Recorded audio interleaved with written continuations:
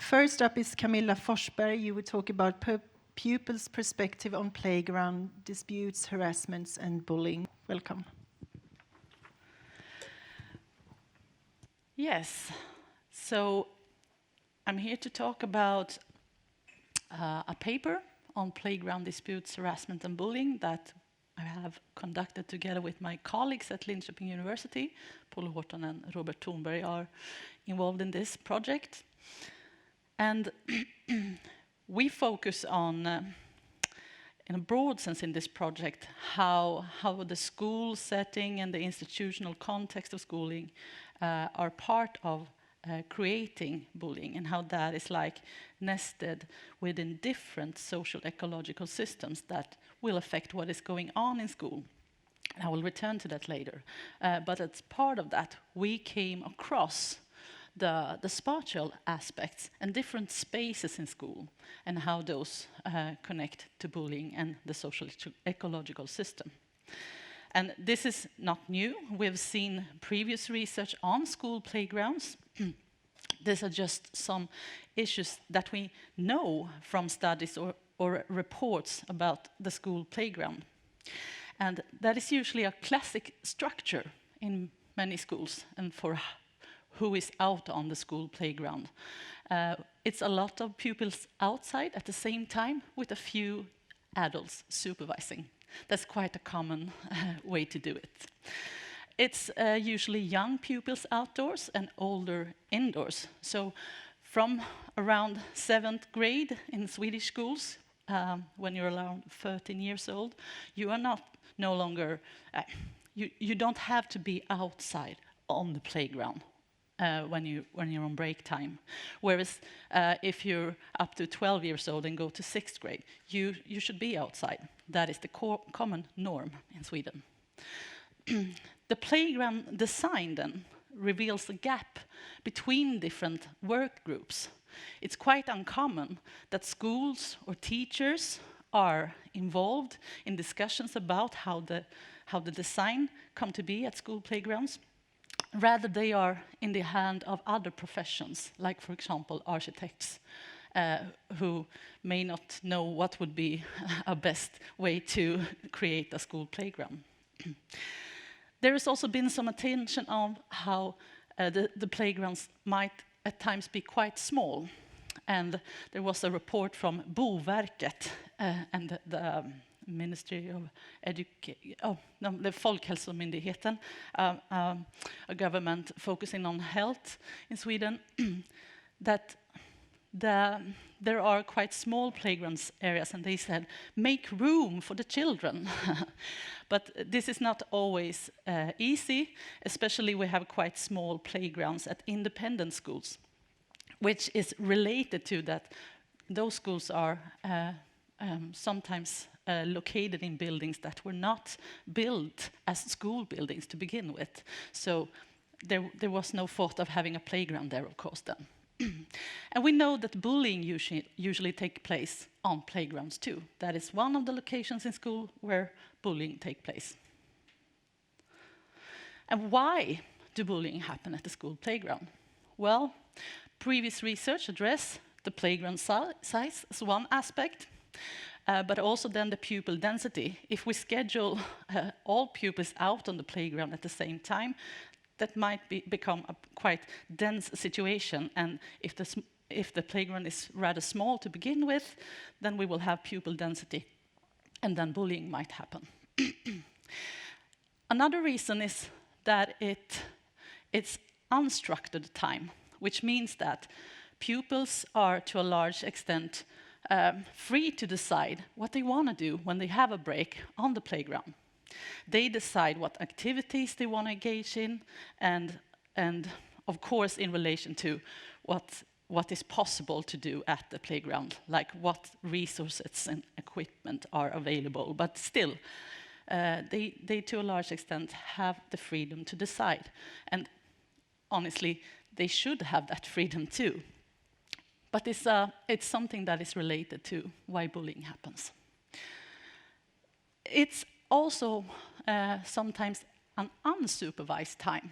Even if teachers are out on the playground to be out there as what we refer to as rastvakt or break guards supervising the pupils.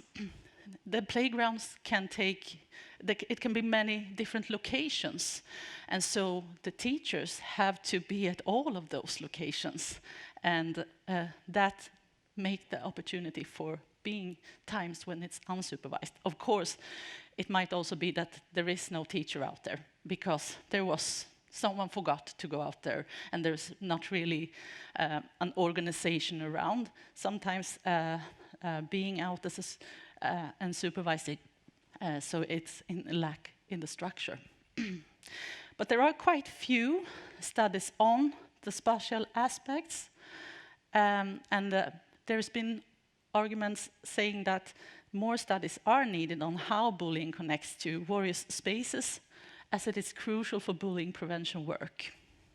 So, we wanted in this paper to try to understand how the playground is associated with harassment, bullying, and ostracism.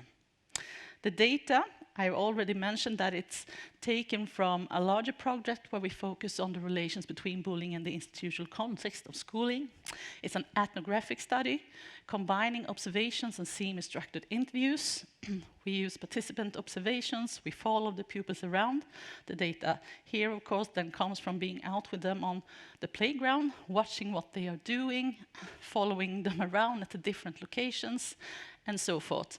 And then we follow those observations with pupil interviews, where we elaborate on how they experience various locations in schools, for example, the playground, and how come they engage in certain activities, and how they experience the overall conditions at the playground, and so forth. And we've spent 2 to 3 weeks per grade. In 2 schools, we've been in 3 schools so far. In 2 schools, we went to the preschool class, 2nd grade class, and 5th grade class. And in the 3rd school, they had mixed grades, so it also included pupils from 3rd grade and 6th grade. No 4th graders participated. We conducted 31 group interviews and 1 individual interview with 121 pupils, and we used a method approach called constructivist grounded theory.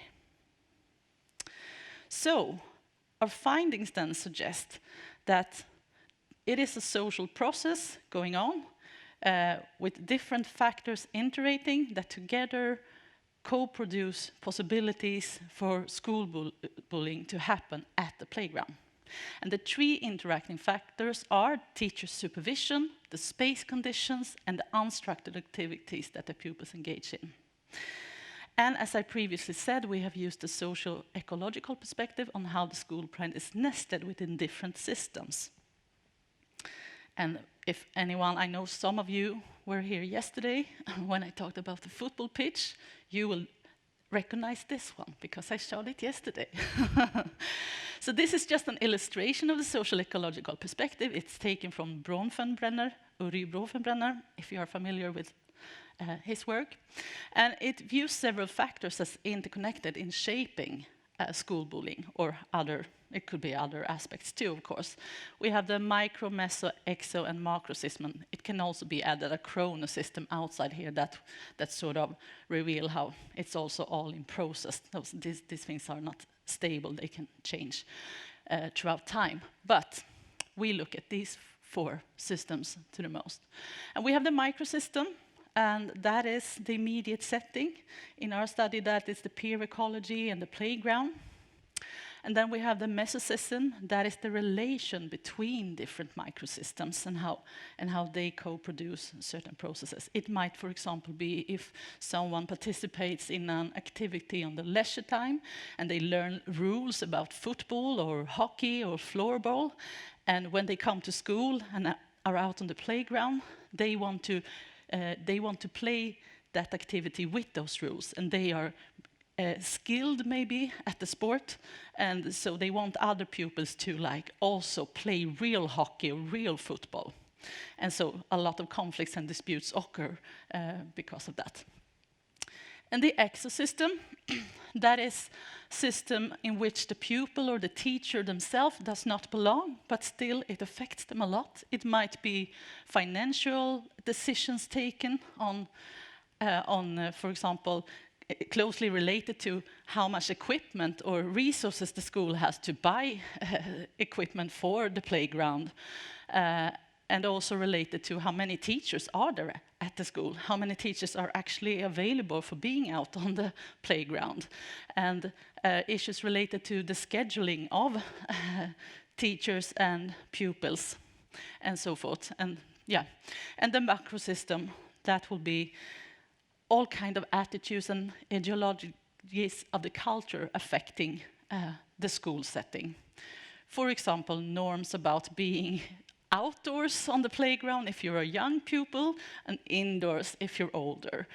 That would be such a micro norm. That will also be related to maybe how much time you should read a certain subject, and then there's less room for your break time, and then you will not have time to go out to the playground, even if you would want to. So that's an illustration of how we think about these matches. And we saw there were 3 interacting factors. Let's start with the first one on teachers' supervision. As we found in line with previous research also, of course, was that teacher supervision was critical for the occurrence of incidents. It was critical for making incidents not escalate, because they could sometimes be present when a dispute broke out, for example, but as they were close by sometimes, they could stop it from escalating. But their supervision was affected by the spatial conditions, such as the size of the playground, the many different locations that the playground sometimes have, and the many activities that pupils engage in, because they are not only engaging in one activity. Some play football over here, some other are doing the hunting game, and a third group is doing the talent game. So it's a lot of different activities going on at the same time. And to be able to grasp all of that activity, teachers have to be in motion and walk around a lot. And that will, of course, have consequences for bullying, because if you want to discover, for example, more subtle processes, one would have to stay and pay close attention to those small acts when someone was repeatedly excluded from, for example, taking part in an activity. But if you stay too long at one spot, you might miss something at another spot. So this turns into a sort of temporal supervision, that because teachers cannot be present in all situations. And in their absence, bullying tend to take place. And so this is just one example. It was a boy. We've named him Elijah. That's not his real name. and he said, there was 1 or 2 teachers like, she was a bit like you. She kind of check what happens, and well, checks more like following here and there, and checking that there will be no more quarrels or that they start being mean again. And this Elijah boy, he had been bullied for quite some long time, and so they had decided to give special attention to him on the playground to see that nothing more happened. And so they followed him around for a while, but after the supervision of him was ended, the bullying continued. So it was not enough on its own to sort it out, and they could not continue to only supervise him either. And a teacher, when I was out on the playground, they had a playground that was divided in 2. So, and it also was a door between the 2 playgrounds. So the teachers had to go through that door to be able to, I mean, it was a whole building between. They had to go through that door. And the teacher said, it's hard to be everywhere when the playground is divided in 2. Yeah. So, and we also, when we were out, I might at one point be at what I refer to as the small playground. They had a floorball area there. And when I left to the larger playground, one of the pupils who were involved in the floorball came running, and he had just gotten hit. So when we went away, that also happened when we did the ethnographic work, that situations happened like that we didn't. So we kind of experienced, like in a sense, what teachers experience, like they have to be in motion and then move away and then things happen. So, but we have the space conditions too. These are not from the actual school, these are from the pictures that we are allowed to use in the PowerPoint system. But just to give a brief, overview of how playgrounds might actually look like, there might be a lot of different areas. There might be something that makes a sort of a wall, and so on.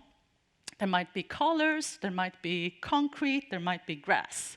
It can look in a lot of ways.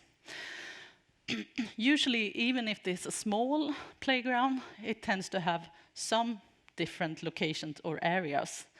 And if it is a small playground, then it can also become cramped spots with some spots also being more popular. For example, yesterday we talked about the football pitch. That is a very popular space to go to, attracts a lot of pupils. Another one might be the swings.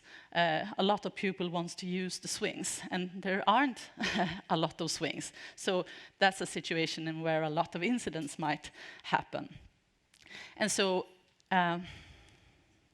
one of the schools we went to had a really cramped playground, and all pupils were also scheduled on break time from preschool class to grade 6 on the same time. And so various locations at the playground became very cramped, and so incidents also happened. And there were also examples of secluded areas. For example, one of the schools had a wooded area as part of the playground. Now, as the teachers have to move around at the different parts in the woods, that a lot of incidents happened in the woods when the pupils were up there themselves. And there were also issues related to resources and equipment. There wasn't enough swings, for example. And this also related to a lot of social status processes between different grades, especially age was an issue here, where older pupils try to get an ownership of space by, for example, harassing or bullying away other pupils. So the space conditions affect the incidents. And here's an example about the swings that also relate to the social processes. Instead of us sharing, there are double swings, but some people only swing on them themselves. And two people can swing on it. And it's also usually where we are divided in groups. Those who are quiet, those who talk, those who are funny, those who are boring, those who you do not want to be with, those who are not cool, those who are cool, and stuff like that. And then people share very little, except if you are friends with a person or something like that. So this socially organizes what you are also able to do and how it relates to the social processes among pupils. That was highly connected to age and what grade you were in. And then we have the unstructured activities, because what pupils are doing and their freedom over these activities at times create conditions for bullying. Pupils engage in a lot of different activities, as I mentioned. They get to choose. Most of the time they get to choose themselves. Even if there are structured activities, it's oftentimes, at least at these schools, it was a choice whether you wanted to participate in that structured activity or not.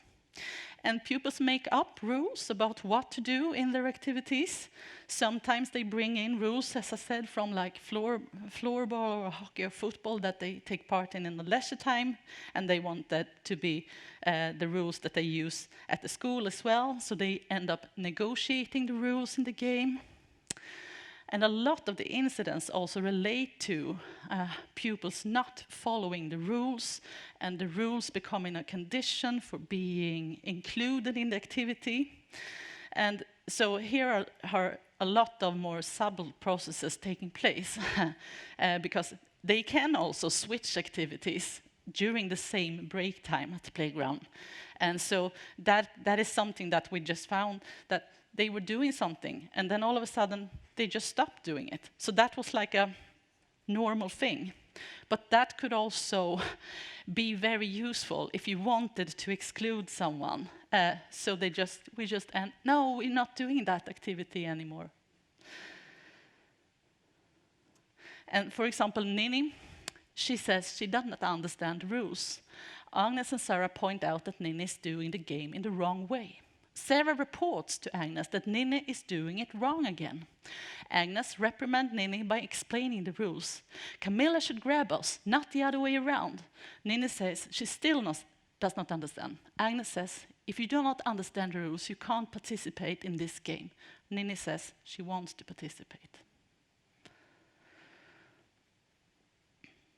So, to sum it up, our study confirms how activities, supervision, and spatial aspects influence bullying, but it also reveals how these factors interact in creating bullying possibilities. It's a social process. It's not just one of these aspects, even though teacher supervisions appear to be quite critical, but we still have the spatial conditions and the peer activities.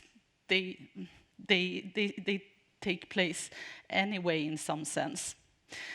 And these factors are nested because we have the peer processes and those activities they engage in, what pupils are doing, could evoke various incidents such as bullying where the teachers were present, could affect the occurrence of incidents and the escalation of incidents. And teacher supervision were also affected by space conditions, such as the size, its various locations, and the many available playground activities the pupils engaged in, and the size of the playground and availability of activities and resources and pupil density affected the peer process in turn. So, and also pupils' involvement in activities at the spare time, out of school activities. So there was some overlap between our factors and concepts, and yeah, I'll end there.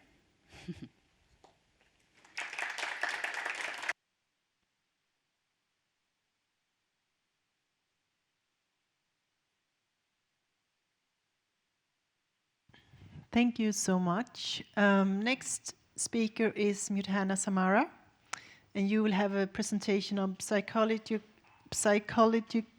and legal perspective, practitioners' perceptions, attitudes, and challenges around bullying and cyberbullying. Thank you so much. If you allow me, just before I start my talk, because it was the talk that Camilla did was so suitable for one of our working group in tribes. So I would like to introduce you to Coast Tribes. We have a stand downstairs, and it's a European project. We work on transnational collaboration on bullying, migration, and integration at school level. And we have 6 working groups. So you are welcome to join any of these 6 working groups. Actually, one of the working groups that I work with is on school design and safety. So we want to see the effect of the school, the design of the school, the architecture of the school on bullying and integration and migration, integration of the migrants and refugees. So I will leave these here, but if you get enthusiastic and these finish, then there are more downstairs. So I will leave them here. You can take a copy. Thanks so much. Okay, so my talk will be about psychological and legal perspectives, practitioners' perceptions, attitudes, and challenges around bullying and cyberbullying. I would like to acknowledge my colleagues because I will show 3 studies and different people were involved in these studies. Peter, who is with us today, Peter Smith, Ayman, Sarah, Brona, Marid, and Vicky. And I would like also to,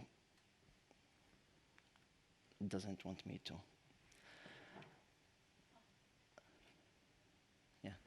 To acknowledge QNRF for funding these projects. We got this grant from QNRF to do a comparison study between the UK and Qatar about bullying and cyberbullying. And part of it, we interviewed children, teachers, parents, but also practitioners in different countries. Okay. So the role of psychological practitioners and lawyers. The argument that I would like to raise in this talk is that the evidence-based guidance is lacking on how best to identify the affected children in schools, that those who are affected from bullying, specifically in the primary health care, but also in schools by those who are working in schools, such as psychologists, social workers, supervisors in the playground, and so on. And how best to provide support to children and their parents to help improve coping skills and mitigate the effects of bullying. And of course, where necessary, making referrals to appropriate agencies and associated physical and mental health problems. We also did research amongst charities who are working with children. So we interviewed these charities. And the question is, how prepared are they to deal and identify bullying and diagnose these problems? I would like to show you a study. Young people who are being bullied, do they want general practice support? And a study by Scott showed that when they interviewed 206 people and 44 parents, that most young people and parents thought it's important for GPs, general practitioners, doctors, to be better able to recognize and help in bullying cases, or those people who are affected by bullying. And just over half of young people described feeling comfortable with their GP asking about bullying. And a third of the parents had discussed the bullying of their child with the GP.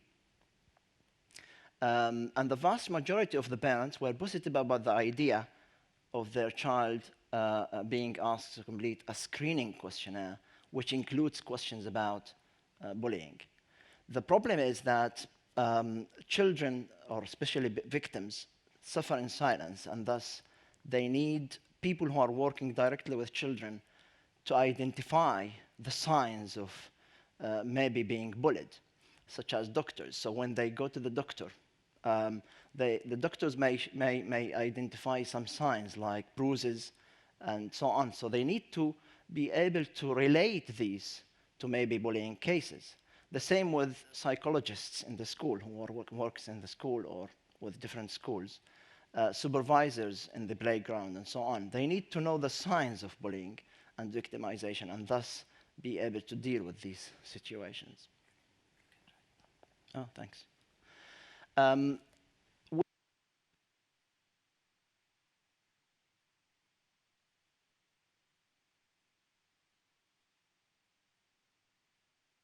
this by mistake.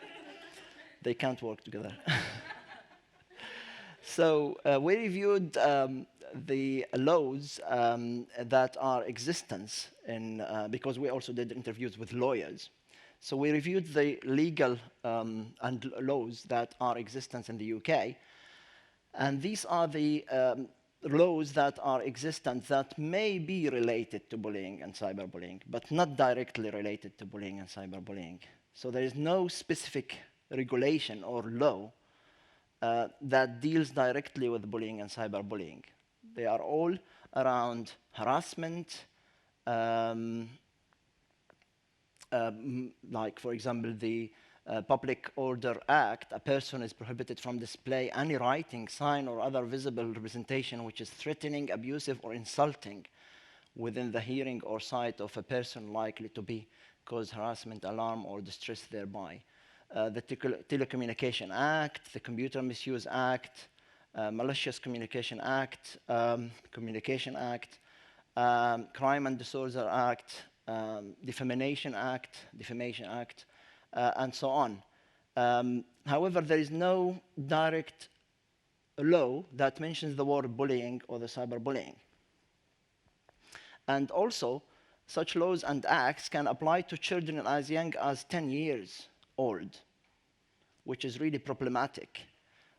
So there are two sides in the argument, whether we want laws to criminalize people who have actions like bullying and cyberbullying, but on the other hand, we don't want to criminalize children from young age. And thus, we need to find a midway where we can deal with these cases without criminalizing children at the same time, because this will ruin their future as well. So we have to, it's a question for argument and discussion, of course, but we have to find a way of how to deal with these cases. So the first study was, this is the background for the first study. We interviewed practitioners, psychologists, and lawyers in the UK. And we asked them about the relevance and effectiveness of current legal solutions that are existent, and also how or even if previous experiences of bullying and cyberbullying are considered in mental health assessments. So when psychologists meet with children, adolescents, and so on, do they ask about bullying and cyberbullying? Because we know in the bullying research, we know that the short-term and long-term consequences, or even some of the risk factors of bullying, are mental health problems. So victims are more likely to have internalizing problems. And bullies are more likely to have externalizing problems, such as conduct disorder. And bully victims, they have both problems, depression, anxiety, and conduct problems. But the psychologist or the psychiatrist, when they meet with children and adolescents because of these problems, depression and anxiety and so on, do they take into account whether these children has been bullied at school or not? So that's the purpose of the study, to know these issues. So we interviewed 5 experienced practitioner psychologists and a psychiatrist and 4 lawyers in the UK, all of whom worked with children and adolescents. So these are the participants. We have 4 psychologists, practitioner psychologists, and 1 psychiatrist, and 4 lawyers. They were distributed males and females. So these are the main results. We did a thematic analysis of these interviews. We recorded them and analyzed them in a thematic matter. So these were divided into several themes. The first theme is related to definition and impact. There were relevant definitions. However, they were not entirely holistic. So they didn't know exactly what is the definition of bullying and cyberbullying, these psychologists and lawyers. So they didn't include all of the criteria of bullying, which is imbalance of power, repetition, and intention.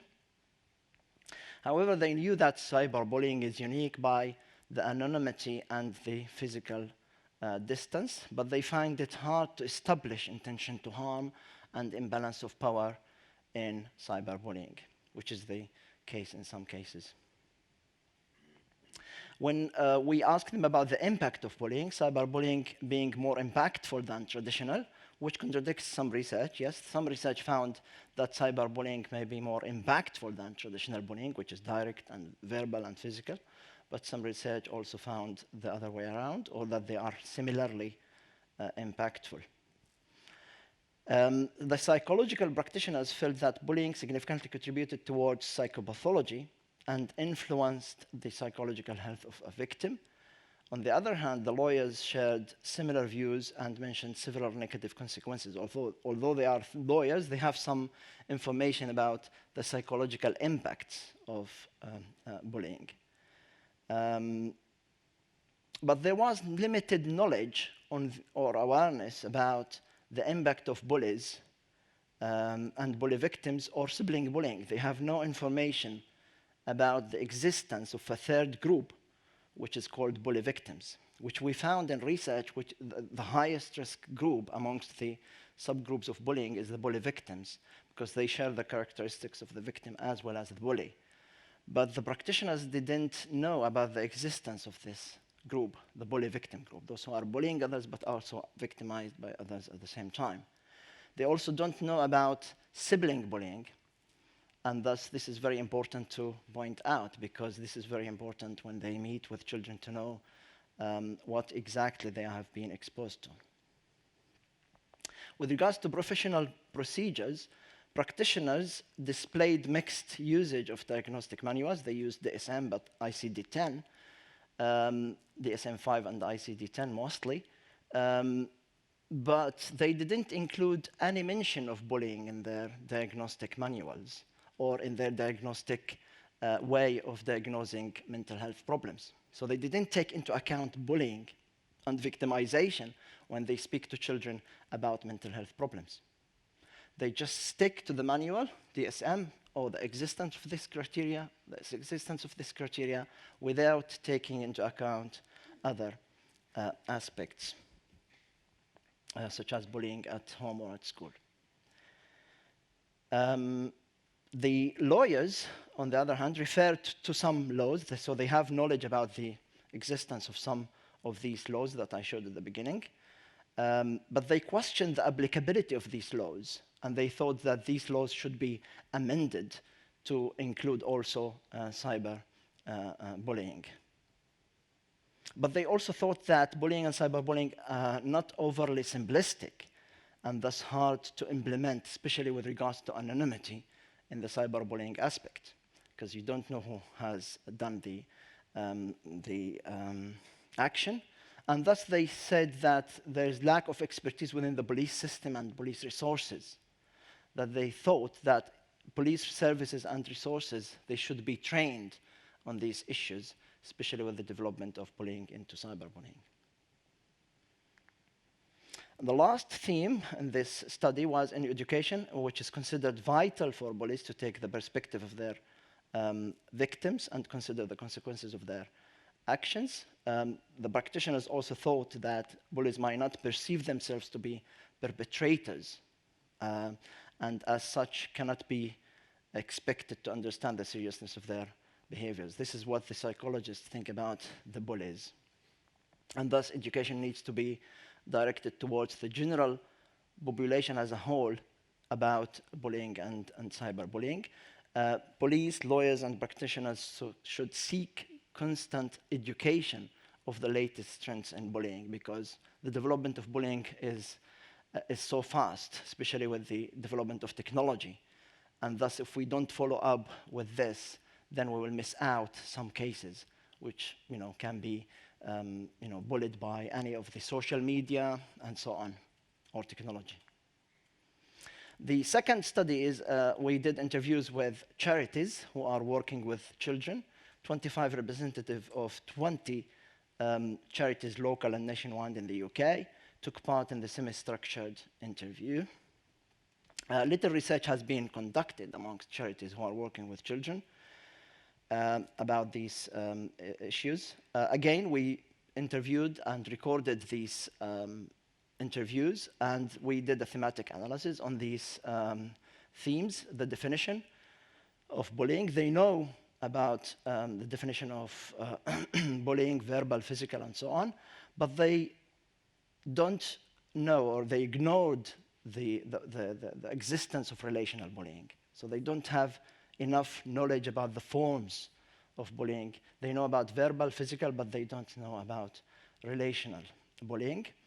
The imbalance of power in the definition of bullying is often overlooked by the charities. So they just know about general definition of bullying, such as aggression or violence, rather than the three criteria of the definition of bullying. With regards to differences with traditional and cyberbullying, they thought that cyberbullying is more severe due to anonymity and exposure, and that it's more common due to internet and social media access. Impact, most common, they said that it's depression, anxiety, self-harm, social withdrawal, and they thought again that cyberbullying has more negative consequences. Again, they don't know about the existence of the bully victim group, as well as about sibling bullying. they don't know, they don't use any diagnostic manual. They don't know, they don't have a specific diagnosis of those for those children who are they working with. This is also very, very important. The majority, they say that they should be a law established against bullying. Laws will act as deterrent and provide clarity to all. But they say at the same time that it's difficult for cyberbullying, again, because of the anonymity and the issue of criminalizing children. The minority mentioned this issue. But also they thought that internet providers and social media companies need to be held responsible for this, and thus they ask for the involvement of authorities, governments, and so on to enforce some laws on these issues. The third study, we did a study amongst psychologists in Qatar. Qatari schools, they have a psychologist for each school, and sometimes a psychologist as well as a social worker. So we interviewed, we did a workshop for these psychologists about bullying and cyberbullying. Peter Smith was with us also. Before the workshop, we asked them to fill a questionnaire. There were 135 participants, psychologists, social workers, doctors. Most of them were non-Qatari from different nationalities. This is very important so that they are working with Qataris, but they are non-Qataris as well. So it's sometimes they get scared from the children who are Qataris because they are more powerful than the psychologists themselves. So they cannot really sometimes take actions because they are foreigners to the country. Most worked in schools, others in hospitals, in mental health institutions, and charities. So these are the main results. The most important thing for me here is to show you that practitioners knew about the causes of bullying, specific causes. And this is very important for me to highlight that we should always interview practitioners, those who are working with children, because they will identify for us what are the most causes and risk factors for bullying. So we can show in research, but they work with children and they know. For example, they highlighted disability, physical looks. The tribalism also was very important because in that country, for example, tribes and classes is very prominent. And thus children bully each other because they are from a specific tribe, from a specific family, or from a specific class. Because of academic achievement, jealousy, popularity, the characteristics of the bully, older than the victim, has symptoms of ADHD, unstable family circumstances, and so on. With regards to consequences of bullying, they have highlighted poor self-esteem, low confidence, depression, anxiety, so they have knowledge about these. They may not identify what are the consequences for victimization and bullying, because we know from research that victims are more likely to have depression, anxiety, internalizing problems, while bullies more likely to have antisocial behavior, conduct problems. But they know more or less some of these. And then also who should be held responsible for bullying and cyberbullying, and about intervention. They thought that parents, schools, and the bully should be held responsible. Less said about the victim and the bystander. Also, who are the parties who should really be held responsible? They thought these parties should be held responsible. Education ministry, headmaster, teacher, parents, and community. And they suggested various interventions, but the most one was holistic intervention, which is involving multiple parties. So most participants reported that they deal with face-to-face bullying at least once a week. On the other hand, practitioners had to deal with cyberbullying cases. More than 30% of them, they have to deal with cyberbullying cases once a week.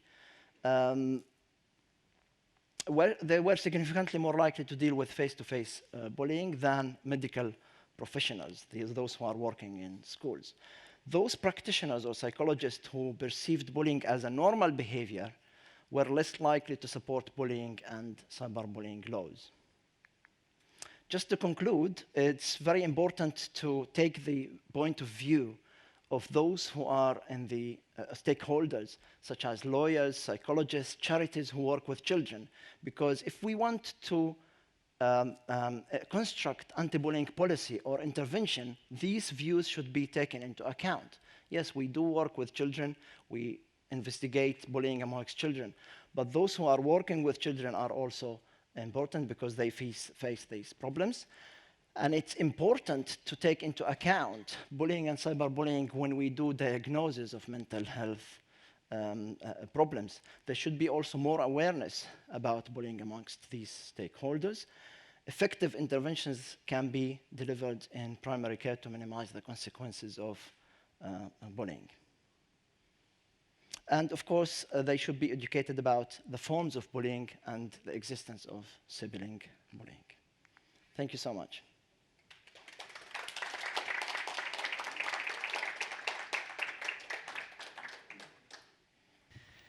Thank you, both of you. There is time for questions, if there's anyone. Yes. Okay, I have a question for first presentation. Is for a Bronfman Brothers model. I was wondering whether it was purposeful to miss the one system, which is a chrono system. Was it not necessary? Was it necessary or not necessary for your research, or I mean, what was the purpose of that? No. Should I answer that? No, it was just that we think of it as a processual issue, but we conducted this at one point, and so there is no. We didn't really relate to that because of that, but we tend to use it in other papers. So it's I don't know. We might add it. We haven't decided on that. That actually makes sense. You're making. But that actually makes sense because if you're making the research at a one certain point and you're not comparing other moments in time, so that actually answers my question for my future research. So just let's skip it.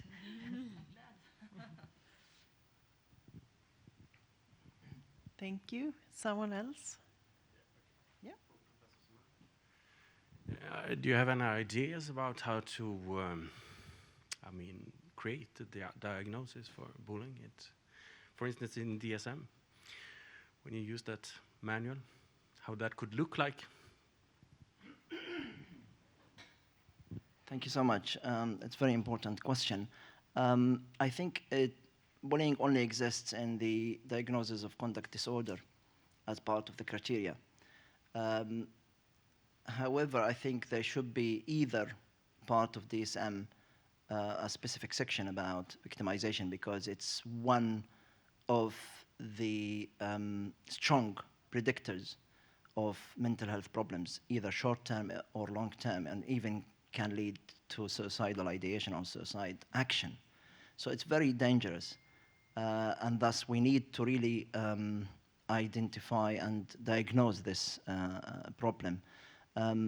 Also, if it's not DSM or ICD, then there should be suitable diagnosis, let's say survey or questionnaire or short questionnaire for those who are working in hospitals or psychologists and practitioners. And I think we should work on this. I haven't or haven't seen any diagnostic tool that are easy to be used by practitioners, because you could say, oh, they can ask about bullying and so on, but of course the diagnosis of bullying is not straightforward. You have to have specific questions about specific forms, about the repetition, the intention, the imbalance of power, and thus maybe we should design a tool that they can take the questions and take the answers, and then the outcome or the answer comes automatically in a software or something that can be designed specifically for the practitioners.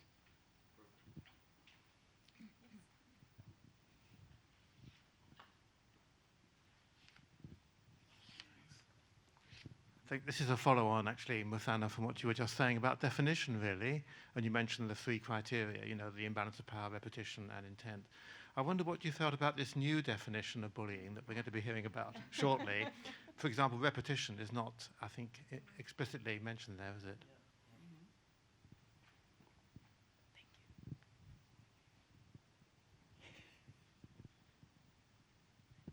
Thank you so much. It's a very important question. I am one of the people who are against the traditional definition of bullying, which includes the intention imbalance of power as well as the repetition. Because intention, how do you measure it?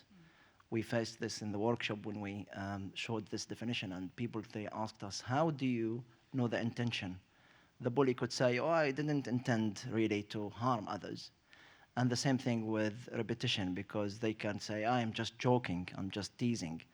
So, yeah, I totally agree with you about this. And I think the bullying should be, you know, the new definition of bullying maybe is more comprehensive and inclusive of maybe we should make it like that, just to not to miss out any action that could be defined as bullying.